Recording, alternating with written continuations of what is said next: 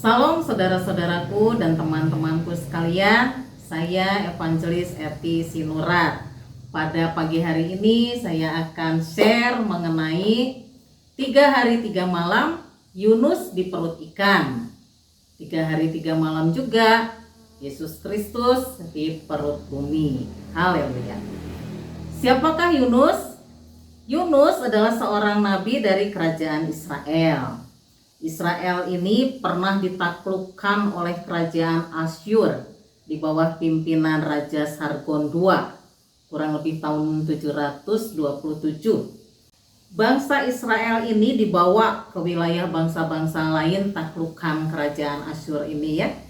Dan negeri Israel sendiri diisi oleh bangsa-bangsa lain. Nah, ditaklukannya oleh tadi kerajaan Asyur. Nah, kerajaan Asyur ini mempunyai ibu kota yang namanya Niniwe. Kota Niniwe ini tempat segala kejahatan, ya, disebut tempat segala kejahatan. Bahkan orang itu menyebut kota itu adalah kota darah. Tercantum di Nahum pasal 3 ayat 1. Celakalah kota penumpah darah itu, seluruhnya dusta belaka, penuh dengan perampasan dan tak henti-hentinya penerkaman. Nah, itu saudara-saudaraku, itulah sebabnya ya, pada suatu hari Allah berfirman kepada Yunus di dalam kitab Yunus pasal 1, datanglah firman Tuhan kepada Yunus bin Amittai demikian. Ayat 2-nya, bangkitlah, pergilah ke Niniwe, kota yang besar itu, berserulah terhadap mereka karena kejahatan telah sampai kepadaku. Firman Tuhan. Ayat 3, tetapi Yunus bersiap untuk melarikan diri ke Tarsis, jauh dari hadapan Tuhan. Ia pergi ke Yafo dan mendapat di sana sebuah kapal yang akan berangkat ke Tarsis. Ia membayar biaya perjalanannya, lalu naik kapal itu untuk berlayar bersama-sama dengan mereka ke Tarsis, jauh dari hadapan Tuhan. Yunus mendapat firman Tuhan. Tuhan bilang ya, bangunlah dan pergilah. Tapi Yunus malah menjauh dari Tuhan ya. Kenapa? Karena tadi jadi Yunus itu tidak senang kalau kota Niniwe ini akan bertobat ya. Yunus itu lebih senang kota Niniwe ini dibinasakan oleh Tuhan. Karena tadi itu ya, kerajaan Asyur ini pernah mengalahkan Israel dan pernah memporak-porandakan bangsa Israel itu ke segala tempat. Dan negeri Israel sendiri diduduki oleh bangsa-bangsa lain. Jadi mempunyai akar pahit lah Yunus ini ya. Sehingga Tuhan menyuruh ke Niniwe, dia malah pergi ke Tarsis. Niniwe itu kira-kira kalau dari Israel kira-kira arahnya itu ke timur laut. Sedangkan Tarsis ke arah barat ya. Antara barat laut lah begitu ya. Nah, jadi sangat bertolak belakang. Sedangkan kalau ke Niniwe itu melalui perjalanan darat, kalau ke Tarsis harus melalui perjalanan laut. Nah, disitulah Yunus itu bukannya taat kepada Tuhan karena hatinya masih sakit, dia itu malah pergi menjauhi Tuhan. Singkat cerita ya adik-adikku yang sekolah minggu terutama ya. Kalau yang udah rajin sekolah minggu pasti sudah pernah mendengar cerita Yunus ini. Tapi yang jarang sekolah minggu ya sekarang waktunya mendengarkan ya. Pada saat Yunus ini naik ke perahu menuju Tarsis, Tuhan mengizinkan ya, Tuhan memberikan angin ya, angin yang kencang bertiup di lautan sehingga menimbulkan badai gelombang laut ya. Sehingga awak-awak kapal itu merasa cemas.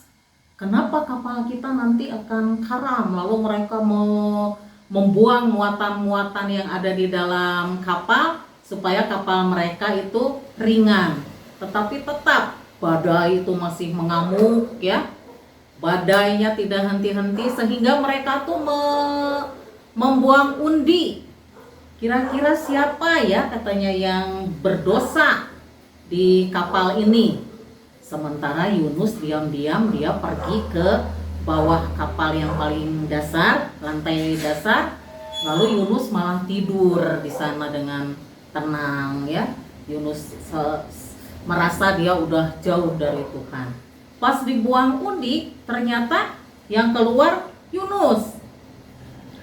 Lalu awak kapal itu datang menghampiri Yunus. Yunus katanya, mengapa? Apa yang terjadi mengenai engkau? Lalu Yunus menjawab, di kitab Yunus pasal 1 ayat ke-9.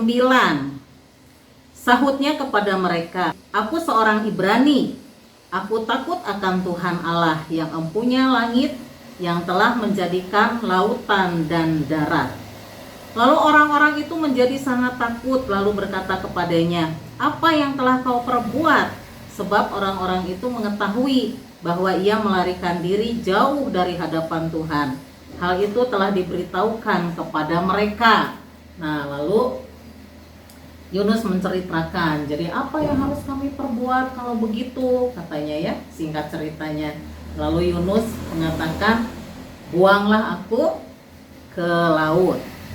Nah, kemudian ayat ke-15 mengatakan, kemudian mereka mengangkut Yunus lalu mencampakkannya ke dalam laut dan laut berhenti mengamuk. Puji Tuhan. Lalu awak kapal itu ya sebelum melemparkan Yunus ke laut, mereka berdoa dulu. Lalu berserulah mereka kepada Tuhan, katanya, ya Tuhan, itu ayat 14. Janganlah kiranya engkau biarkan kami binasa karena nyawa orang ini, dan janganlah engkau tanggungkan kepada kami darah orang yang tidak bersalah, sebab engkau Tuhan telah berbuat seperti yang kau kehendaki. Barulah mereka itu melemparkan Yunus ke dalam laut, dan laut itu pun berhenti mengamuk. Puji Tuhan. Yunus pasal 1 ayat 17 mengatakan, maka atas penentuan Tuhan datanglah seekor ikan besar yang menelan Yunus, dan Yunus tinggal di dalam perut ikan itu 3 hari 3 malam lamanya. Nah, puji Tuhan. Ada yang bertanya kepada saya, apakah Yunus itu katanya mati atau hidup di dalam perut ikan? Saudara-saudaraku, Yunus ini di dalam perut ikan itu lamanya 3 hari 3 malam. Kita bisa menjawab sendiri sebetulnya ya. Kalau 3 hari 3 malam di dalam perut ikan, kira-kira mati atau hidup? Ada yang menjawab hidup, ada yang menjawab mati ya. Tentunya kalau 3 hari 3 malam kita di dalam perut ikan, pastilah kita itu mati ya. Yang mati apanya? Tubuhnya yang mati. Tetapi kalau jiwa itu, roh jiwa itu hidup ya. Semua orang mati, yang mati itu tubuhnya, roh jiwanya itu hidup. Nah, kita baca di Yunus pasal 2 ayat 1 dan 2. Berdoalah Yunus kepada Tuhan Allahnya dari dalam perut ikan itu, katanya, dalam kesusahanku aku berseru kepada Tuhan, dan ia menjawab aku. Dari tengah-tengah dunia orang mati aku berteriak, dan kau dengarkan aku. Nah, ini doanya ya, permulaan doanya. Dari tengah-tengah dunia orang mati aku berteriak. Haleluya. Jadi Yunus tuh berdoa dengan berteriak itu dari dunia orang mati. Jadi Yunus tuh tubuhnya mati, roh jiwanya berteriak. Selanjutnya dia berdoa itu ya, bukan hanya berdoa sebentar ya Tuhan, Tuhan seperti itu. Dia berdoa itu selama 3 hari 3 malam. Jadi batinnya, roh jiwanya berseru-seru kepada Tuhan ya. Telah kau lenyapkan aku ke tempat yang dalam, ke pusat lautan, lalu aku terangkum oleh arus air, segala gelora dan gelombangmu melingkupi aku. Dan aku berkata, telah terusir aku dari hadapan matamu. Mungkinkah aku memandang lagi bait-Mu yang kudus? Segala air telah mengepung aku, mengancam nyawaku. Samudra raya merangkum aku, lumut lautan membelit kepalaku. Di dasar gunung-gunung aku tenggelam, di dasar bumi pintunya terpalang di belakangku untuk selama-lamanya. Ketika itulah Engkau naikkan nyawaku dari dalam liang kubur, ya Tuhan Allahku.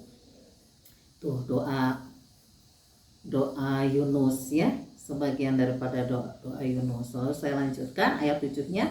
Ketika jiwaku letih lesu di dalam aku, teringatlah aku kepada Tuhan, dan sampailah doaku kepadamu ke dalam bait-Mu yang kudus. Ayat 9, tetapi aku dengan ucapan syukur akan kupersembahkan korban kepadamu. Apa yang kunasarkan akan kubayar. Keselamatan adalah dari Tuhan. Nah, itulah doa Yunus. Ditutup dengan kata-kata keselamatan adalah dari Tuhan. Lalu berfirmanlah Tuhan kepada ikan itu, dan ikan itu pun memuntahkan Yunus ke darat ya.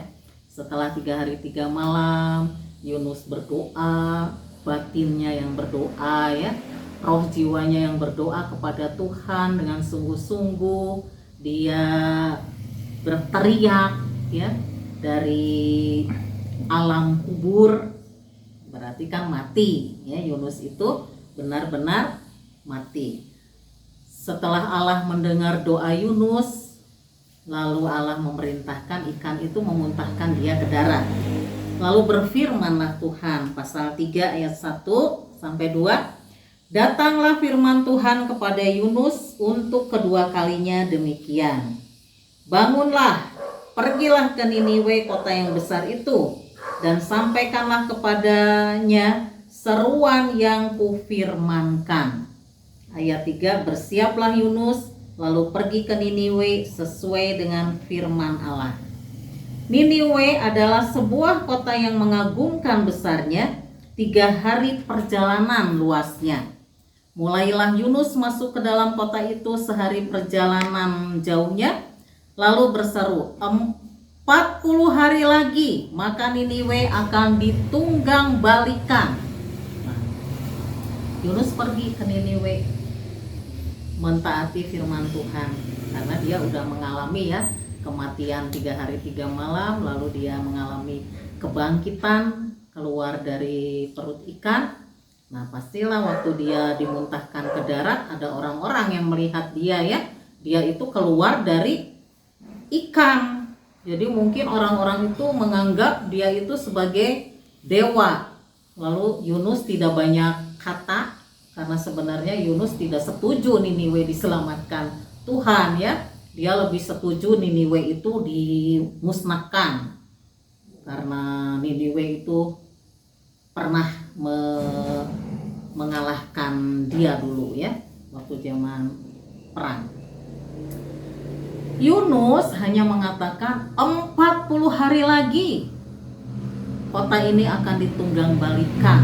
Ayat 5, orang Niniwe percaya kepada Allah. Langsung mereka tuh percaya. Lalu mereka mengumumkan puasa, dan mereka baik orang dewasa maupun anak-anak mengenakan kain kabung. Setelah sampai kabar itu kepada raja kota Niniwe, turunlah ia dari singgasana, ditanggalkan jubahnya, diselubungkannya kain kabung. Lalu duduklah ia di abu.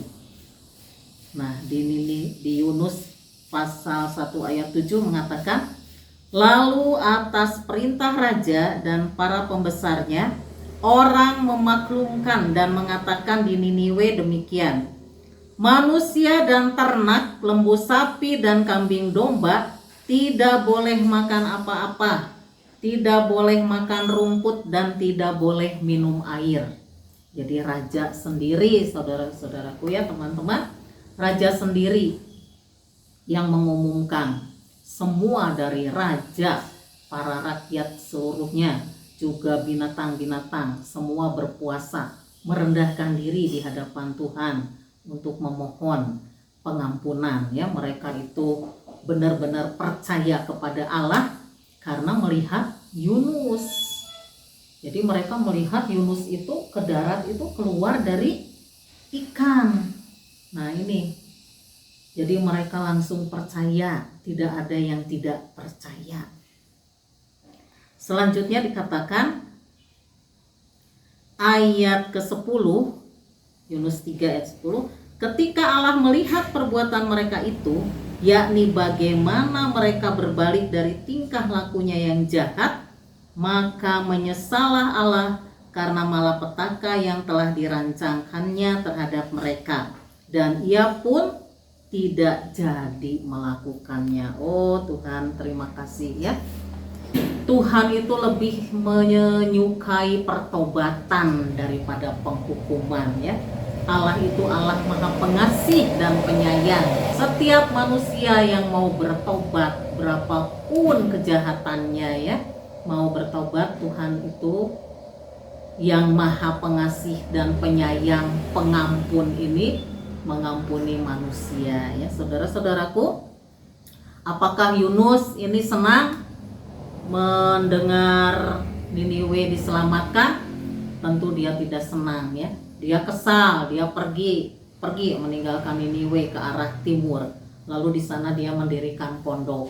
Di dalam satu malam Allah menumbuhkan pohon jarak di dekat pondoknya ya, sehingga pada siang hari pondoknya itu teduh.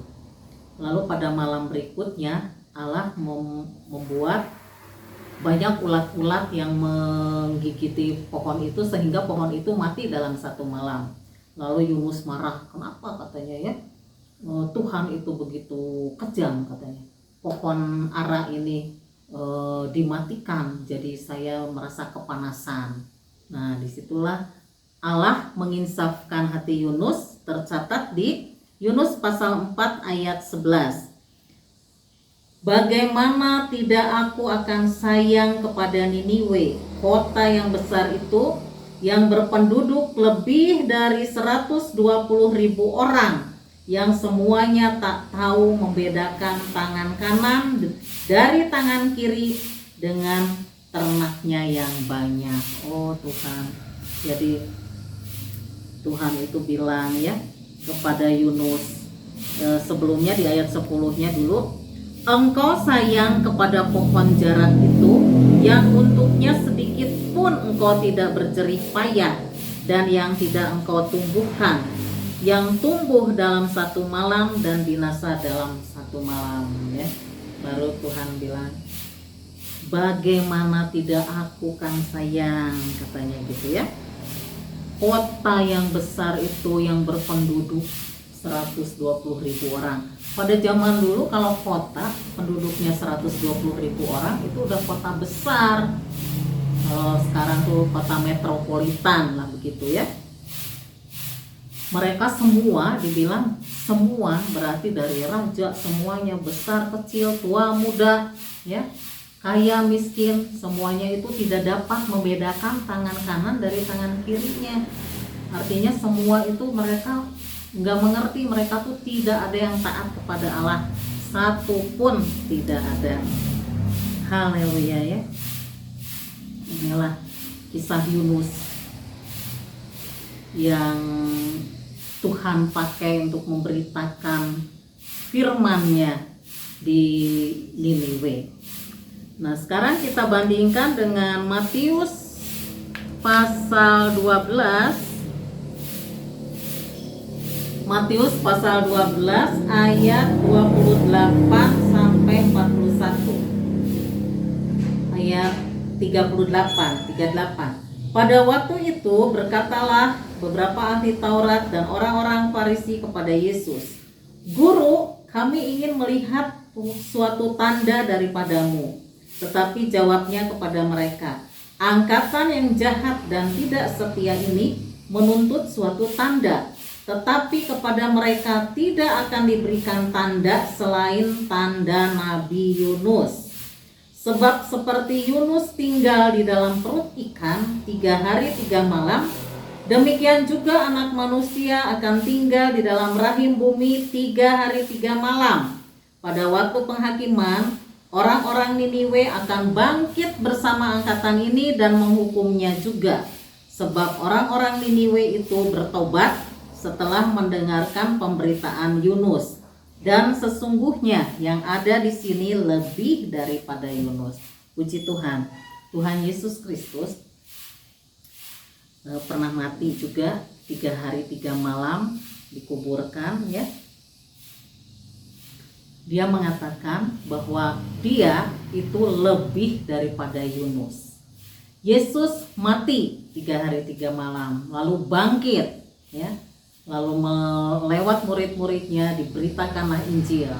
Pada saat dia sudah bangkit mau naik surga, dia mengatakan, "Pergilah, jadikanlah semua bangsa muridku.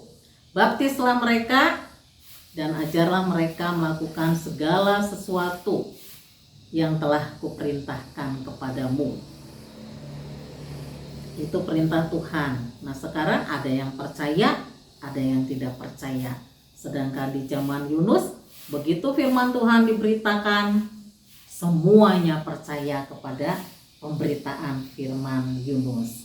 Nah, kita lihat tanda-tanda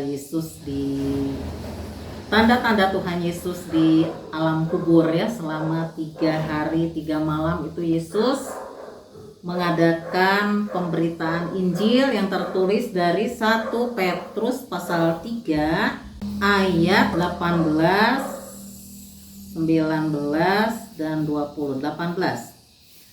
Sebab juga Kristus telah mati sekali untuk segala dosa kita, Ia yang benar untuk orang-orang yang tidak benar, supaya Ia membawa kita kepada Allah. Ia yang telah dibunuh dalam keadaannya sebagai manusia, tetapi yang telah dibangkitkan menurut roh. Dan di dalam roh itu juga Ia pergi memberitakan Injil kepada roh-roh yang di dalam penjara, yaitu kepada roh-roh mereka yang dahulu pada waktu Nuh tidak taat kepada Allah, ketika Allah tetap menanti dengan sabar waktu Nuh sedang mempersiapkan bahteranya, di mana hanya sedikit, yaitu 8 orang yang diselamatkan oleh air bah itu. Si Tuhan. Itu waktu Tuhan Yesus, waktu dia ada di dalam alam kubur, Tuhan Yesus memberitakan Injil, mengikrarkan kepada roh jiwa yang ada di alam kubur itu ya, bahwa dia sudah mati dan bangkit dan akan naik ke surga, menggenapi firman Tuhan yang sudah dinubuatkan. Puji Tuhan. Tuhan Yesus Kristus lebih daripada Yunus. Yunus memberitakan pertobatan, Allah mengampuni. Karena ya, Yesus Kristus memberitakan pertobatan dan memberikan hidup kepada setiap orang yang percaya kepadanya. Lebih daripada Yunus ya. Yunus pertobatan secara lahiriah, ada pengampunan daripada Tuhan. Yesus bukan saja pertobatan tetapi memberikan hidupnya.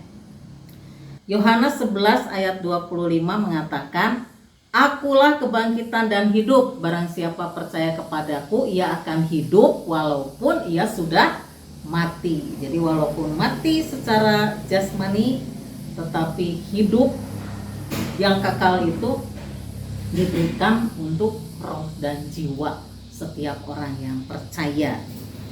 Di Kisah Rasul 4 ayat 12 dikatakan, "Dan keselamatan tidak ada di dalam siapapun juga selain di dalam Dia," di dalam Kristus Yesus ya.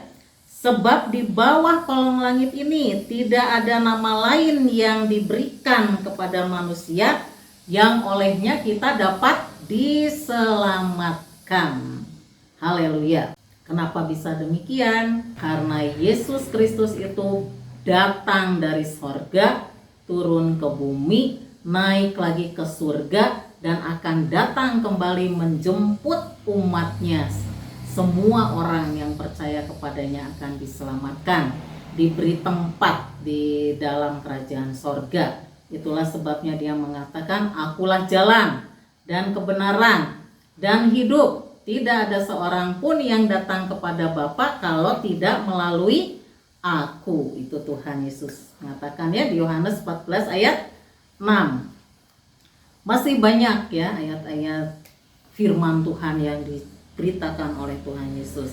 Apabila kita percaya kepada Tuhan, maka kita akan berpindah atau hijrah. Hijrah dari apa? Menurut Kisah Rasul 26 ayat 14, hijrah dari kegelapan ke dalam terang.